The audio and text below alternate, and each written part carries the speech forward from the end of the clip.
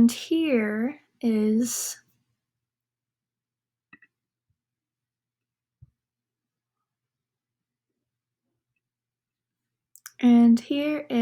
the other video. This is of me doing solo speed, and I forgot to mention, but it is very loud in there because of all the wind. So that's why it was really loud, and it's really loud in these two videos.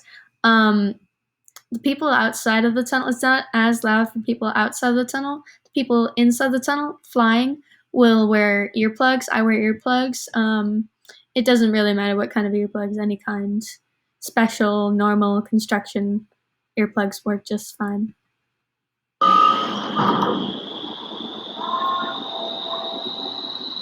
So you can see here that the tunnel is starting up. It's getting really loud, but it's not super loud for me.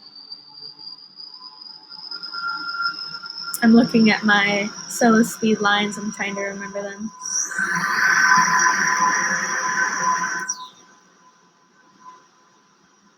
And there we go.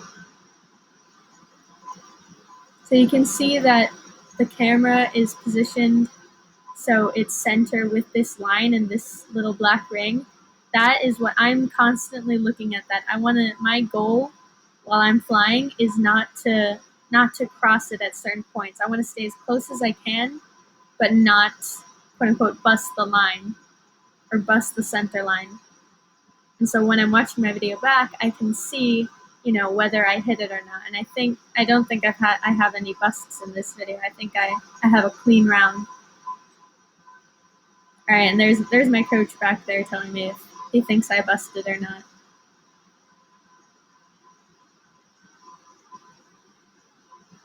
So yeah, the different lines and circles that I'm flying, that's all predetermined. It's different sets that you can combine. There, I think I might have busted there. Okay, I think I had enough of that. Okay, next slide. My main activity part 3, indoor skydiving. Due to COVID-19, let me move this. Due to COVID-19, many of my previously planned flying competitions/camps were postponed indefinitely. However, I was able to go to the European Nationals competitions, named the Wind Games 2020, at the beginning of the year, as well as several smaller camps around the US. Training at these camps have greatly improved my flying skills and have allowed me to promote my 2 sponsors to the flying community. You can see here is a poster for the Wind Games 2020. It's one of the biggest competitions for flying in the world. It's very prestigious, although anyone can go, but if you want to place, it's very hard to place. I think I did two-way.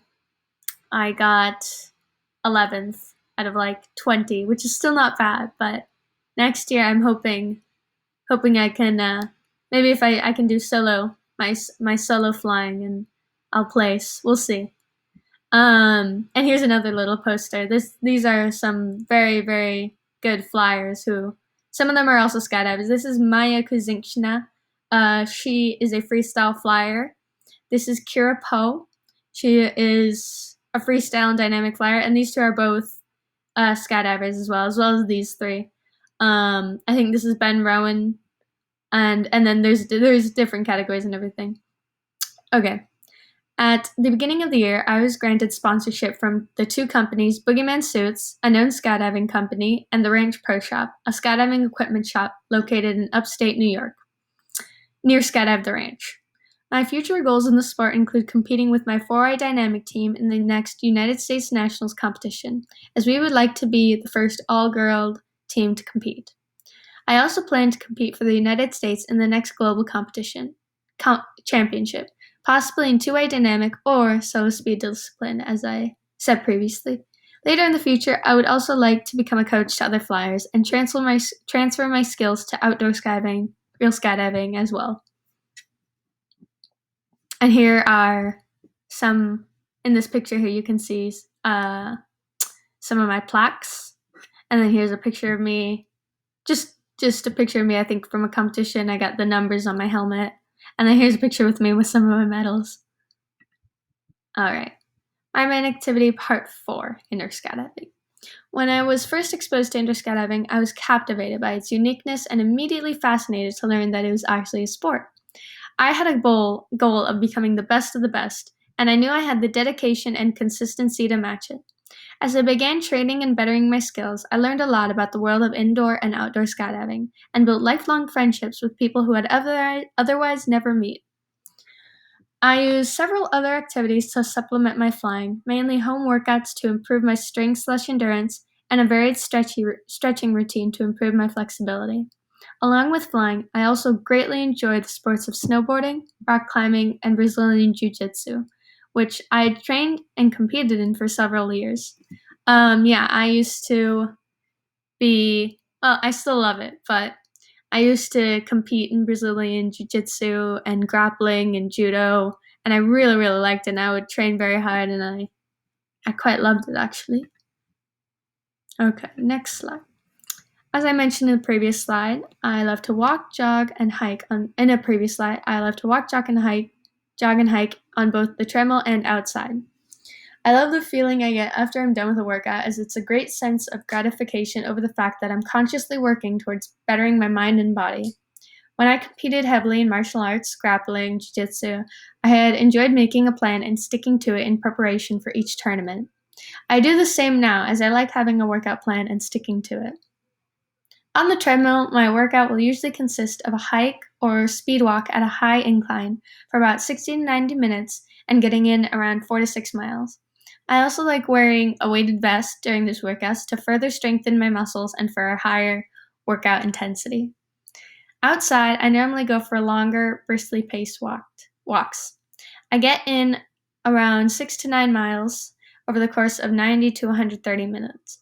Most of the time, I'll go with my dad, who loves to walk and jog as well.